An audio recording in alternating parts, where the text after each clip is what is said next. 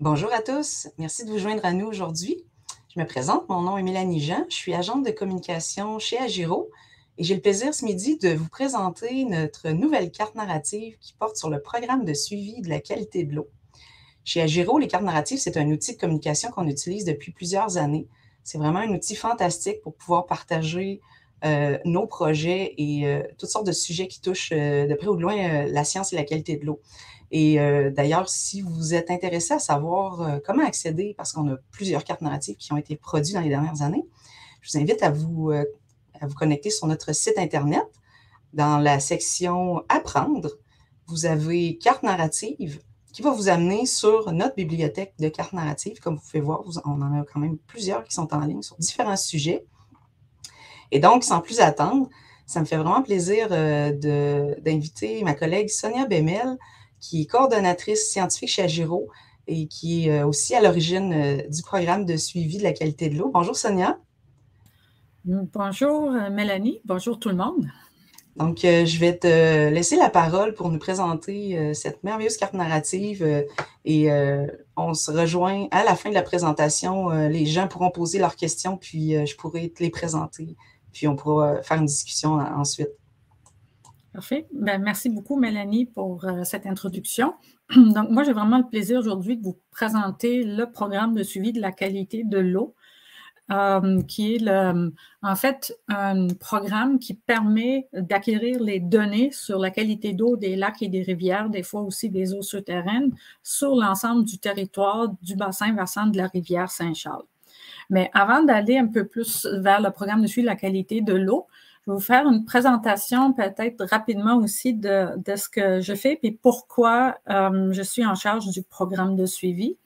En fait, en 2010, je suis retournée aux études à la maîtrise en géographie et je me suis spécialisée dans la limnologie, qui est la science des lacs et des rivières. Et pourquoi la limnologie en géographie? C'est que la limnologie, c'est vraiment une science qui relève la géographie et qui comprend la compréhension des milieux physiques, des milieux humains, des milieux biologiques, chimiques, géologiques, météorologiques, climatologiques. Donc, la géographie englobe toutes ces sphères-là et pour pouvoir comprendre la qualité de l'eau, des lacs, rivières et eaux souterraines, dans le cadre de la limnologie, on doit être capable de mettre en relation toutes ces informations-là, toutes ces sphères de domaine pour vraiment être capable d'expliquer pourquoi qu'il y a des dégradations de la qualité de l'eau. Est-ce qu'ils sont vraiment liés aux activités humaines? Est-ce que c'est des processus naturels? Et de comprendre aussi à quel point qu'un milieu est vulnérable à partir du moment qu'on connaît son contexte géologique, géographique, climatologique. Donc, c'est pour ça que c'est une science qui englobe tout ça. Et là où je me suis particulièrement spécialisée, c'est dans les programmes de suivi de la qualité de l'eau. Avant de continuer dans le détail, je vais vous faire trois petites définitions. En fait, le programme de suivi de la qualité de l'eau, on a deux autres définitions qu'on doit peut-être distinguer de programme. Un, c'est la surveillance de la qualité de l'eau. Quand on parle de surveillance de la qualité de l'eau, on parle de qu'est-ce qu'on est obligé de suivre en termes de paramètres et de fréquence de paramètres de la qualité d'eau, par exemple, à l'entrée d'une usine de traitement d'eau potable, à la sortie d'une usine de traitement d'eau usée ou industrielle. Donc, c'est vraiment des obligations souvent réglementaires où c'est très, très clair qu'est-ce qui doit être suivi, comment ça doit être suivi, à quelle fréquence et comment que l'information doit être communiquée. Donc, c'est une façon de surveiller la qualité de l'eau pour certains buts qui est très, très spécifique. Après ça, on a le concept de l'étude.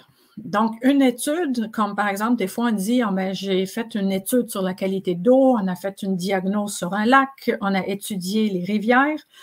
Quand on parle d'une étude, on parle souvent d'un effort très intense avec des objectifs très spécifiques et des hypothèses, à savoir d'essayer de comprendre un phénomène naturel, là dans ce cas-là, de dégradation de la qualité de l'eau. Mais c'est une photographie où on fait l'état des lieux. Quand on parle d'un programme de suivi, on parle souvent d'avoir quelque chose où on a un portrait dans le temps et dans l'espace de la qualité de l'eau. Donc, c'est vraiment beaucoup plus large, mais en même temps, ça le rend aussi beaucoup plus flou et beaucoup plus difficile à établir. Et en fait, on m'a mis au défi en 2010, justement, d'établir un programme de suivi de la qualité de l'eau pour le bassin versant de la rivière Saint-Charles, qui comprend 548 km², puis où ce qu'on a plusieurs sous-bassins, comme par exemple, on a tout le bassin versant de la rivière Saint-Charles à partir du secteur de Stoneham et Tewkesbury, en passant par le lac Saint-Charles, en passant par l'UTE de Québec, et vers les secteurs de la basse ville de Québec pour se rendre au fleuve Saint-Laurent. Et dans les unités géographiques, on a là-dedans aussi le sous-bassin versant de, justement, l'usine de traitement d'eau potable et le bassin versant de la rivière Saint-Charles. Et qu'est-ce qui a instigé le besoin pour un programme de suivi pour tout ce bassin versant?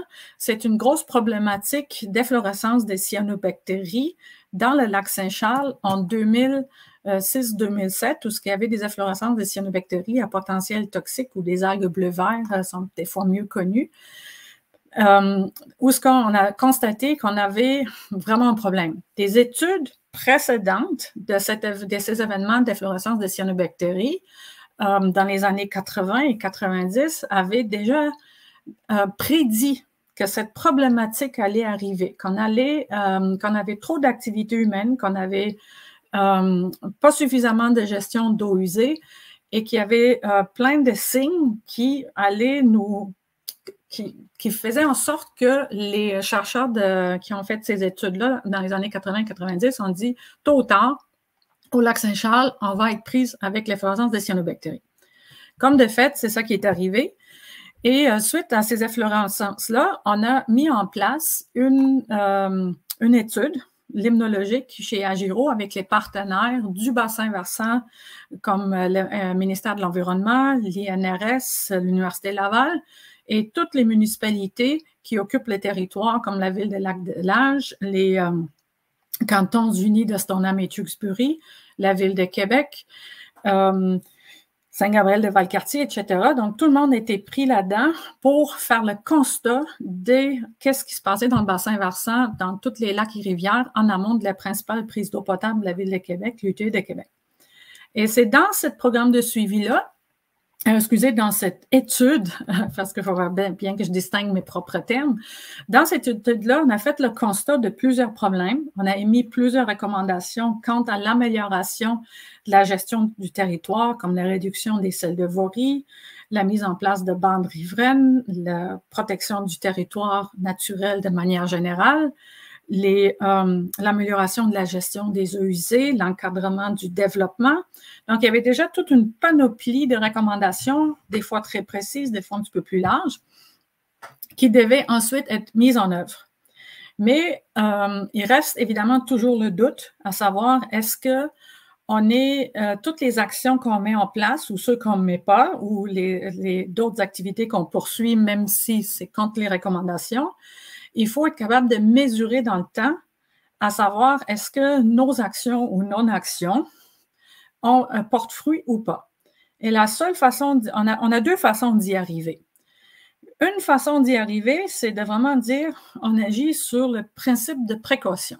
C'est-à-dire, on sait que à partir du moment qu'on a une activité humaine, c'est certain qu'on dégrade la qualité de l'eau et on impacte la quantité de l'eau également.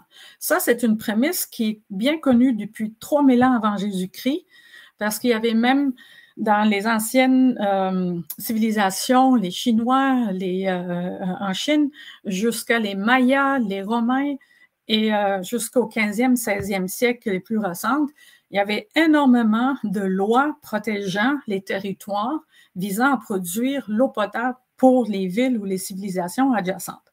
Donc, on aura pu carrément agir sur le principe de précaution. Les meilleurs exemples présentement dans nos temps ère moderne pour faire ces genres de protection-là, c'est la ville de New York qui protège son bassin versant des Catskills pour ne pas avoir à traiter leur eau potable, ce qui fait des économies substantielle par rapport à l'eau à traiter et les coûts relativement au traitement. Il y a la ville d'Oregon, dans le Portland, qui fait exactement la même chose. Il y a la ville de Vancouver qui le fait, et j'en passe pour les exemples. Donc, on aurait pu faire très bien ça, sauf que la division, si on veut, politique du territoire fait en sorte que c'est plus difficile de passer par le principe de précaution, mais aussi parce qu'on part souvent de la prémisse qu'avec la technologie, l'ingénierie, on peut tout traiter. On peut traiter la qualité d'eau. On peut traiter l'eau, en effet, mais de un, on ne peut pas tout traiter parce qu'on n'est pas capable de tout mesurer. Et de l'autre côté, on ne peut pas... à partir du moment qu'on commence à traiter et qu'on va dans l'optique qu'on veut tout traiter, ce qui doit être traité, ça coûte excessivement cher. Donc, on n'a pas fait le choix d'aller par le principe de précaution, on a fait le choix d'aller par, on va poser les actions nécessaires au maximum de nos capacités, nos entendements, nos collaborations, mais on doit être aussi capable de mesurer l'impact de nos actions. Et l'impact des actions se doivent, si on ne passe pas par le principe de précaution, se doivent être mesurés par des programmes de suivi de la qualité d'eau.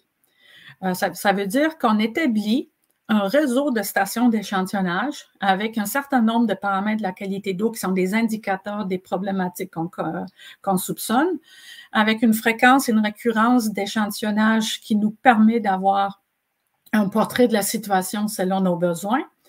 Et c'est avec ce type de mandat-là avec lesquels on m'a confronté en 2010. Donc, c'est ça que, après cette introduction, c'est vraiment ça que je veux vous présenter aujourd'hui parce que le programme de suivi de la qualité de l'eau qu'on présente aujourd'hui de façon vulgarisée grâce à l'outil de carte narrative va revenir un peu vers les origines que je viens de vous expliquer en partie. Je vais venir aussi un petit peu comment on fonctionne pour ce programme de suivi, comment on gère les données grâce à l'outil de gestion de données acquis, comment on fait la mise en œuvre, c'est quoi les retombées, on va parler également de l'équipe de réalisation et l'élément le plus important sur lequel je vais marteler, c'est l'approche participative. En fait, on doit, je vais vous montrer pour commencer parce que je ne vais pas tout vous lire, vous allez être capable d'approfondir vos connaissances relativement suite à la rencontre directement en lisant. Mais je pense que l'élément le plus important avec lequel on doit commencer aujourd'hui, c'est qu'on doit réaliser 4 grosses étapes quand on veut mettre en place un programme de suivi et on doit le renouveler à tous les 6 ans. C'est généralement la recommandation qu'on fait dans la littérature. La première étape, c'est de vraiment établir les besoins en connaissance relativement à l'eau des acteurs du territoire. Parce qu'il y a des dizaines des milliers de paramètres de la qualité d'eau qu'on pourrait potentiellement mesurer. Tout dépend, par contre, qu'est-ce qu'on veut mesurer, qu'est-ce qu'on doit mesurer pour que les acteurs, que ce soit les citoyens, que ce soit les fonctionnaires, que ce soit les élus, que ce soit les organisations, quelles sont les informations sur lesquelles ils sont prêts à agir. Parce qu'à partir du moment qu'on a la connaissance, on ne peut pas se fermer les yeux et de ne pas agir, du moins pas en toute bonne conscience. Alors, on doit établir les besoins de connaissance, à savoir quels sont les problèmes qu'on veut mesurer et quels sont les indicateurs sur lesquels on veut travailler pour pouvoir et vouloir agir. Et c'est là que ça passe vraiment par les approches participatives. Ça veut dire qu'on doit savoir par rapport aux préoccupations. On doit savoir c'est quoi les préoccupations, autant des citoyens que des acteurs. On parle souvent des soi-disant acteurs de l'eau, mais on est tous un acteur de l'eau. Parce que des fois, on va les étiqueter, les organismes de bassin versant, le ministère de l'Environnement, Agiro, la ville. On a un petit peu tendance de mettre tout le monde dans une boîte noire en les appelant « ils doivent faire quelque chose ». C'est vraiment la façon un petit peu à la française, « ils doivent faire quelque chose ». Mais dans le cas de l'eau, on est tous un acteur de l'eau parce qu'on a tous besoin de l'eau puis on la contamine tous. Donc, pour établir le programme de suivi pour le premier cycle qui a commencé en 2011, on a fait une approche participative, c'est-à-dire on a inclus les acteurs à nous communiquer leurs besoins de connaissances, à nous communiquer leurs préoccupations par rapport au territoire et de même nous indiquer les endroits qui devraient être surveillés en priorité. Donc, basé sur cette première approche participative, nous avons mis en place un réseau de points d'échantillonnage qui est maintenant, je vais vous montrer, qui est maintenant un réseau de points d'échantillonnage qu'au moment de la rédaction de la carte narrative, on parlait de 550 points d'échantillonnage. Aujourd'hui, on est déjà à plus que 600 parce qu'il y a toujours des points qui se rajoutent. Mais à la base, on a vraiment fait un choix judicieux de points d'échantillonnage et selon les besoins de connaissances et selon nos endroits à prioriser. Donc, en tout et partout, les stations qui sont les plus souvent visitées, c'est 39 stations en suivi rivière, en amont puis en aval du lac Saint-Charles. On a une quinzaine de stations d'échantillonnage sur le lac Saint-Charles, mais on s'occupe aussi de manière sur une forme cyclique de tous les lacs du bassin versant pour acquérir les connaissances relatives à l'eau.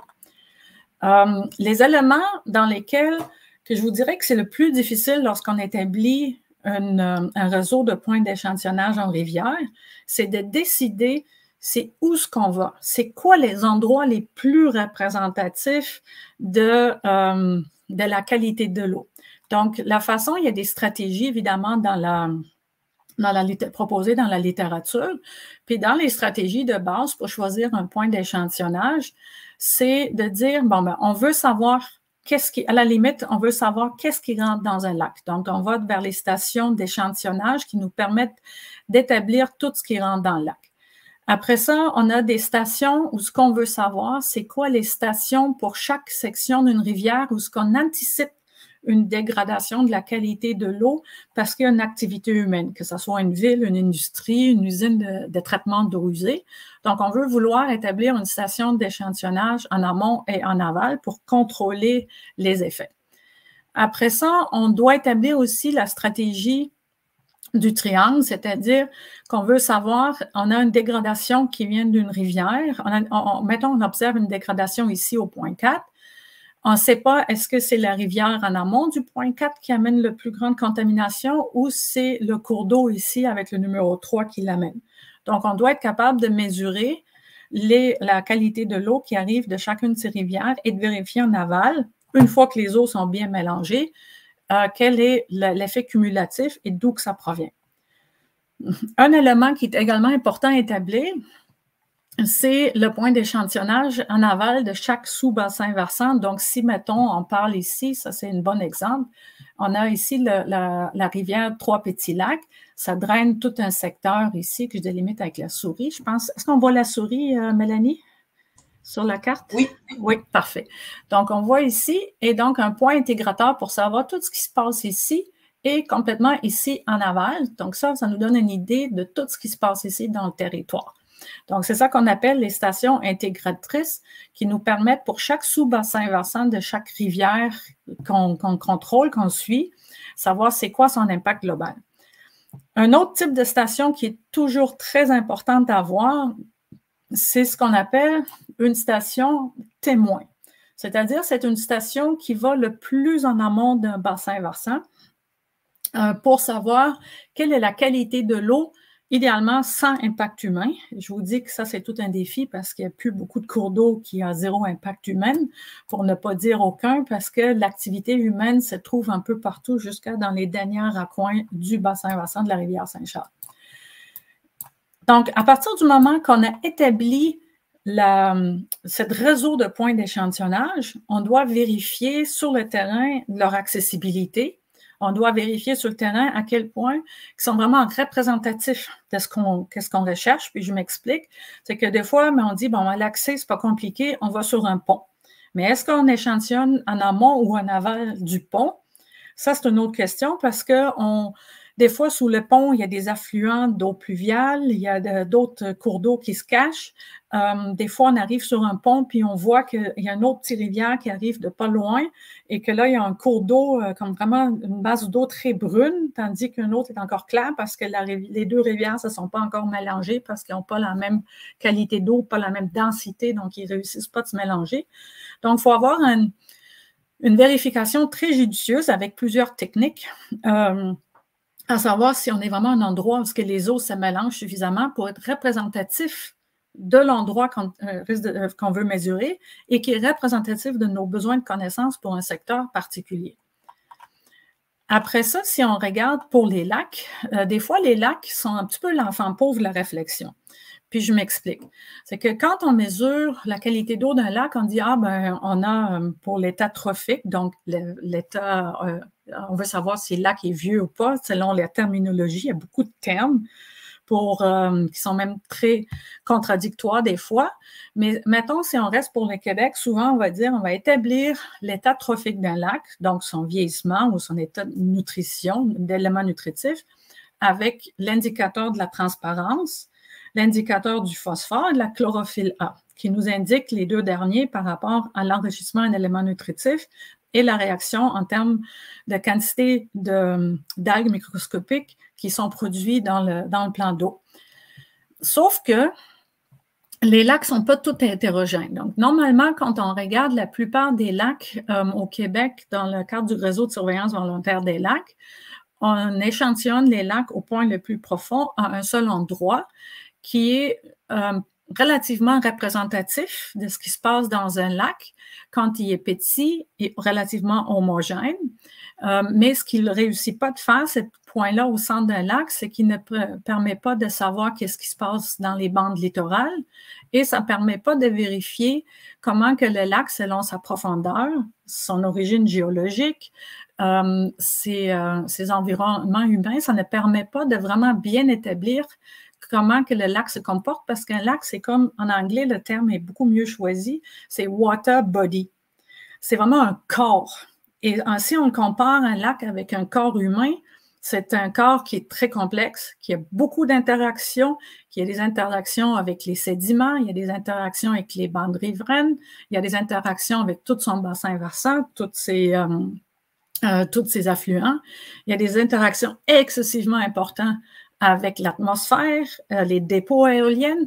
Donc, ça devient un body, un corps qui est très difficile à diagnostiquer dans tout son ensemble. Et en plus, si, mettons, on dit chez l'humain, on va prendre le pouls ici, mettons, ça serait la transparence chez un lac, on prend le pouls au poignet, bien, c'est pas aussi précis que si on prend le pouls au cou. Mais ce que je veux dire avec ça, l'exemple, des fois, ce ne sont pas faciles. Ce que je veux dire par ici, c'est que un lac, il faut vraiment être très judicieux, c'est où ce qu'on mesure par rapport à son emplacement géographique, à l'entrée, à la sortie, selon si on veut établir un bilan.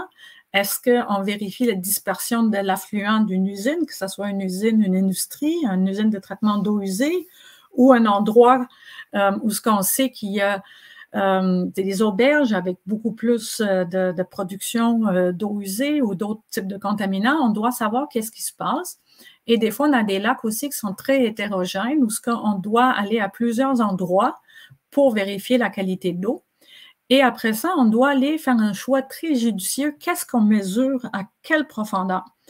Pour revenir à l'exemple de la chlorophylle, si par exemple, on mesure la chlorophylle à 1 mètre, ou sur le 1er mètre durant l'été, c'est pas sur cette 1er mètre-là, durant l'été, que le maximum de la production de la chlorophylle va se produire dans la majeure partie des lacs. Pour la plupart des lacs, ça va se produire à 2 à 3 mètres si leur transparence est à 2 à 3 mètres et un petit peu plus profond. Des lacs qui sont très transparentes, la production maximale va être beaucoup plus basse. Donc, on risque de prendre la mesure pas au bon endroit.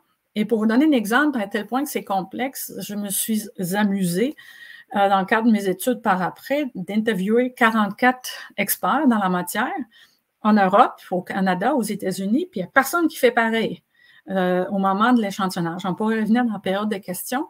Mais ça ici, c'est plutôt complexe.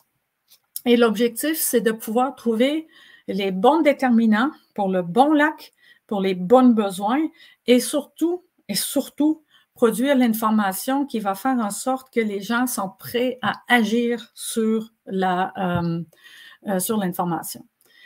Donc, je n'irai pas dans tous les détails comme ça, mais je voulais vraiment vous exposer un petit peu par rapport à ces deux exemples-là, juste le choix d'échantillonnage, à quel point que ça peut devenir compliqué. Les fréquences et récurrences de l'échantillonnage sont un peu tributaires des besoins, mais aussi de la certitude scientifique sur laquelle on est prêt à agir. En fait, dans certains cas, il suffit de prendre 3 échantillons par année sur un point, 2 en temps sec, 2 en temps de pluie, 1 en temps sec, pour que on est capable d'avoir une bonne idée qu'il y a quelque chose, si ça se passe bien ou pas, et sur lesquels on peut très bien agir sans avoir de regrets sur le point d'action.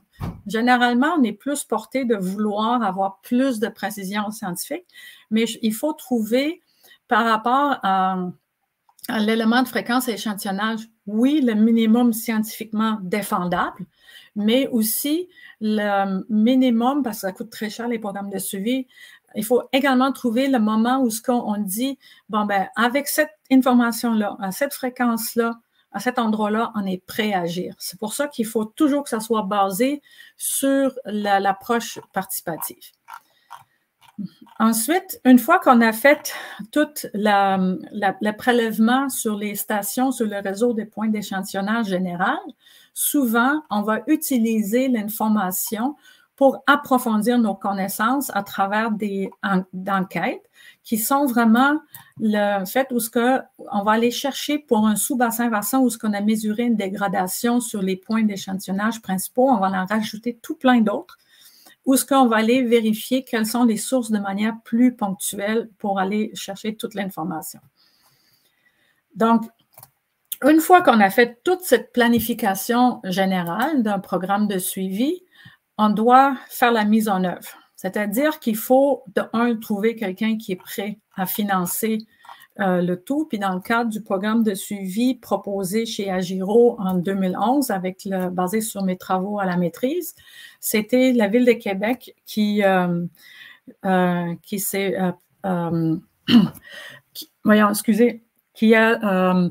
proposé, si on veut, pour financer l'ensemble des activités qui sont en cours d'épuis. Et donc, là, on parle vraiment de tous les travaux d'échantillonnage, tout l'ensemble des analyses envoyées en laboratoire sont faites au laboratoire accrédité de la Ville de Québec. Donc, les données qui viennent des laboratoires sont analysées à Québec et les activités sont financées. Et quand on parle d'activités sur le terrain, ben, ça inclut vraiment, à partir de la grande planification du programme de suivi, c'est-à-dire le choix des points, les rivières, il faut établir les parcours d'échantillonnage parce qu'on doit tout le temps faire l'échantillonnage dans les mêmes temps, dans le même ordre, aux mêmes heures, idéalement. On doit idéalement toujours avoir au moins un binôme de personnes, donc une personne est vraiment très expérimentée pour que la personne accompagnante puisse apprendre et avoir un contrôle de qualité. C'est vraiment un travail vraiment dévoué à savoir l'exécution des travaux, mais aussi toute la logistique alentour. Donc, à partir du grand plan, établir les parcours, faire la logistique avec les laboratoires, faire la logistique par rapport à tout l'entretien et la vérification du matériel, notamment les appareils de mesure in situ comme les sondes, qui sont souvent prises comme des outils qui vont fonctionner comme par miracle, comme une montre, mais il faut toujours ajouter les batteries, il faut les calibrer, il faut vérifier, faire des vérifications s'ils fonctionnent encore bien, parce que tous les outils qu'on utilise peuvent, et la façon comment on fait les travaux, peuvent avoir un impact sur la qualité de la donnée. Donc, c'est vraiment des équipes dévouées qui font tout un travail par rapport à la vérification, de faire un bon travail, de vérifier le terrain, d'amener, l'équipement et de faire se prêter aussi à beaucoup d'exercices récurrents de contrôle de qualité. Une fois que le travail de terrain est fait, une fois qu'on a reçu les résultats de laboratoire, on doit aussi penser à une bonne gestion des données. Puis là, quand on parle de bonne gestion de données, on ne parle pas des chiffriers Excel qui ne sont pas en mesure de capter toute l'information qu'on prend sur le terrain. Parce qu'on a parlé tantôt de mettre en œuvre un programme de suivi basé sur les besoins de connaissances. Et les besoins de connaissances, je vais vous partager un écran. Ce sera pas long. Et les besoins de connaissances doivent être expliqués par les motifs de l'échantillonnage. Donc, pourquoi est-ce qu'on est allé sur le terrain? Quels sont les objectifs? Quels sont les besoins? Parce qu'avec ça, on va toujours se rappeler pourquoi qu'une information a été prise. On doit aussi toujours bien justifier le point d'échantillonnage. Pourquoi là? Pourquoi pas ailleurs? On en a parlé. L'autre élément qui est super important, c'est qu'on doit toujours avoir un protocole pour tout. Protocole d'échantillonnage, protocole de prise de mesure, protocole d'utilisation d'un outil sur le terrain. On doit pouvoir savoir exactement quel laboratoire qui est utilisé, quelle est son accréditation. On doit gérer toutes les sondes des capteurs. Et ultimement, on doit intégrer dans tout ça les observations qualitatives de terrain, comme les types de précipitations, l'état du ciel, les vagues, les vents, s'il y a des cyanobactéries qui ont été observées ou d'autres algues. Et on doit faire une uniformisation de tous les paramètres et unités de mesure mesurées.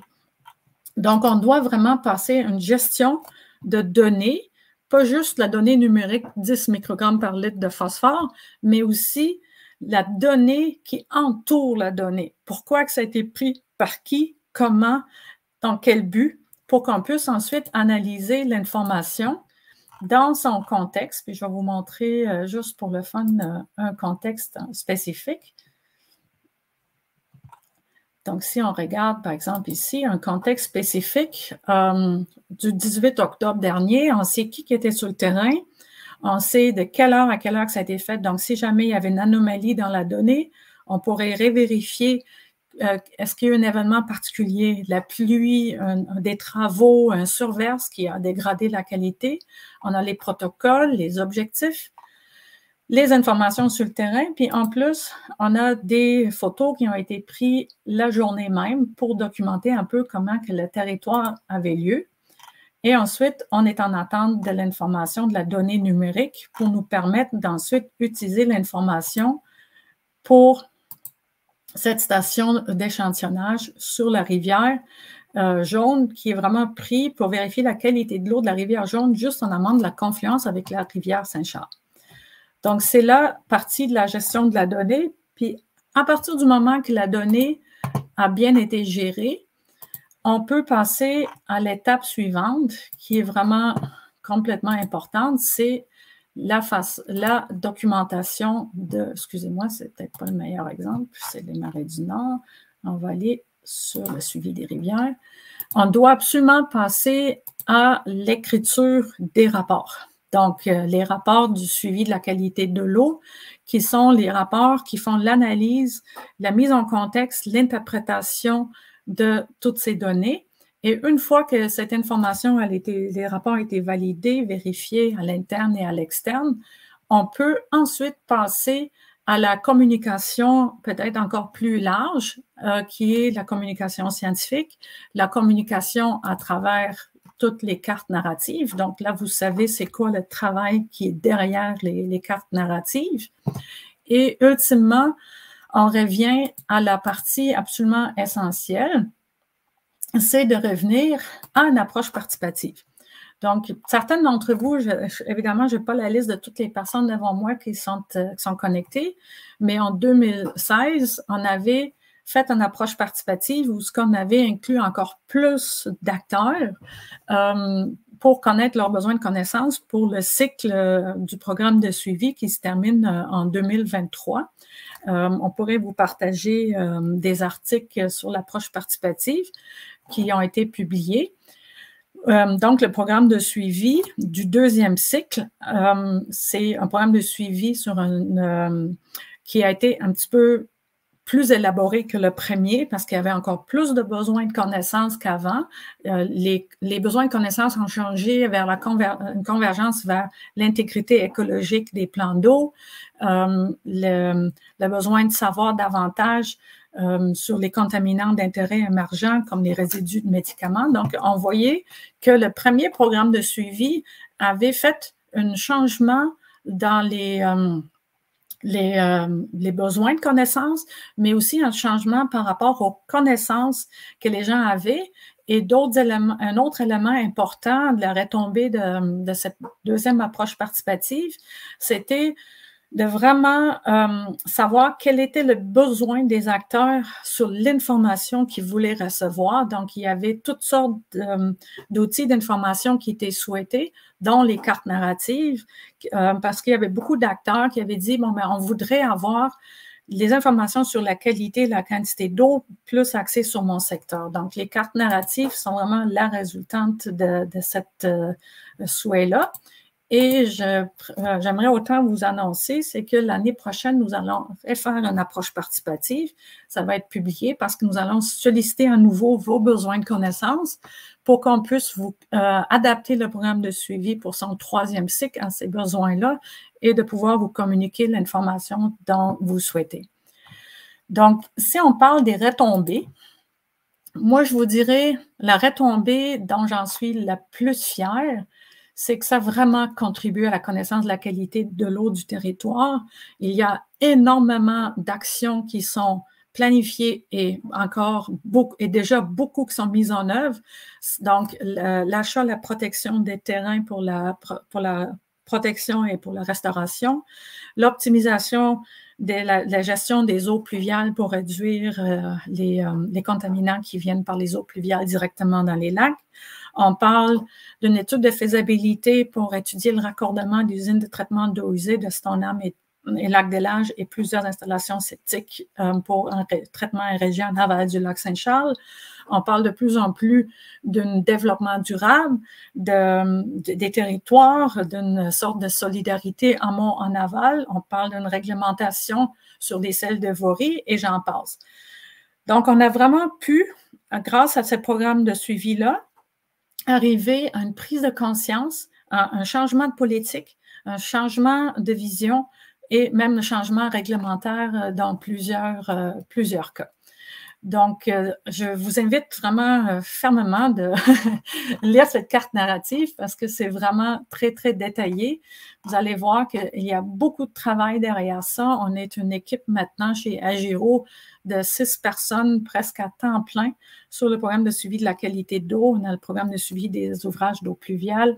Et les données, en plus, grâce au fait qu'on a pu accumuler, juste pour avoir la dernière statistique d'aujourd'hui pour terminer, on parle aujourd'hui en termes de contexte de mesure. Contexte de mesure. Il faudrait que je remette mes autres lunettes, là. Juste une seconde.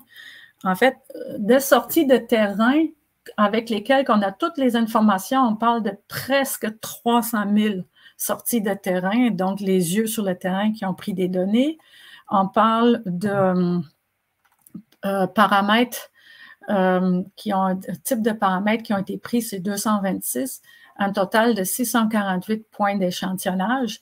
Donc, on a toute cette information-là qui n'est pas utilisée seulement pour le programme de suivi, mais pour tout plein d'autres études avec nos collaborateurs à l'INRS, à l'Université de Montréal, notamment l'Université Laval, et aussi des universités françaises et allemandes, où ces données-là sont valorisées pour approfondir nos besoins en connaissances à travers d'études supplémentaires pour qu'on puisse vraiment encore mieux servir la cause, c'est-à-dire, et la mission, la protection de la source d'eau potable pour nous tous. Merci beaucoup. Merci beaucoup, Sonia. C'était vraiment une belle présentation. Je suis certaine que ça a donné envie aux gens de lire plus en détail la carte narrative sur le programme de suivi. Je regarde voir si on aurait des questions. Il y a les gens qui manifestent leur intérêt. D'ici à ce que peut-être quelques questions se manifestent, moi, j'en aurais peut-être quelques-unes à te poser. Je me demandais, tu en as parlé brièvement, là, que ça a soulevé quelques défis là, de mettre en place le programme de suivi. Je me demandais quel genre de défis avez-vous rencontré? En fait, le plus grand défi, c'est d'avoir le financement, d'avoir l'adhésion des acteurs pour financer un programme de suivi aussi étoffé, aussi large, et ensuite de faire accepter qu'on a la crédibilité chez Agiro parce que de pouvoir exécuter les travaux et de le faire vraiment selon les règles de l'art scientifique. Et la raison pourquoi je pense que le deuxième défi, je vous dirais que c'est le plus grand, c'est parce qu'à partir du moment qu'on produit de l'information, des données de l'information et qu'on n'a pas de mauvaises nouvelles annoncées, bien, on tape souvent en premier sur le messager, on met en doute ce qui est fait, mais on n'a pu vraiment démontrer la robustesse de nos résultats grâce au fait qu'on a fait une planification robuste et on a pu démontrer à tout point de vue, à chaque étape, à quel point qu'on a bien fait les choses, qu'on a bien géré l'information. Donc, c'est comme si on avait passé, si on était une compagnie puis on venait de passer un audit, on a pu le démontrer, mais il faut maintenir le travail, puis c'est à ça que ça fait l'équipe de limnologie chez Agiro. Merci Sonia. Puis, ça me fait penser, si tu avais un conseil super important à donner à un organisme qui aimerait mettre en place un programme de suivi comme celui-là, qu'est-ce que tu leur dirais? En fait, moi, je pense que c'est effectivement, il faut vraiment passer par, ça c'est vraiment le tout premier conseil que j'ai eu de Monsieur Côté quand j'ai commencé le tout, c'est de réfléchir vraiment à toutes les 4 étapes et les sous-étapes et de trouver dès le départ des adhérents à l'idée. Et de partir d'une bonne besoin de connaissance, de faire une première planification du programme de suivi. Puis à partir du moment qu'on a pensé à toutes ces étapes-là, on peut le présenter aux acteurs qui sont prêts à le financer pour le mettre en œuvre. Et un bel exemple, parce que là, chez Agiro, on est financé par la Ville de Québec pour le faire, mais il y a un exemple que je trouve absolument superbe de programme de suivi, c'est l'organisme de bassin versant de la Rivière-du-Nord à Brie-Nord, qui ont un programme de suivi de la qualité d'eau des rivières et que dans les 37 municipalités, c'est presque toutes les municipalités qui financent les stations d'échantillonnage sur leur territoire. Donc, c'est vraiment un exemple où c'est un territoire beaucoup plus grand, donc les défis sont plus grands, mais le fait qu'ils aient réussi de trouver l'adhésion de presque toutes les municipalités sur le territoire pour financer le programme de suivi. Ça en rajoute aussi à la cohésion amont-aval par rapport à l'exploitation, l'utilisation des résultats. Ah oui, c'est un bel exemple, absolument. Donc, je pense qu'on va terminer avec ça. Si les gens ont des questions suite à la lecture de la carte narrative, gênez-vous pas, vous pouvez nous poser des questions via Facebook, vous pouvez nous écrire par courriel. Ça nous fait toujours plaisir de répondre à vos questions puis d'être en contact avec vous. Donc, je vous souhaite une bonne lecture, puis on va se reparler dans environ 2 semaines. On va avoir une conférence pour parler d'une étude qui s'est faite sur le lac Saint-Charles à propos du myriophylle à épis. Donc, je vous donne rendez-vous. Ça va être le 8 novembre prochain. Merci encore, Sonia. Merci à toi. Merci à tout le monde. Au revoir. Au revoir. Bye.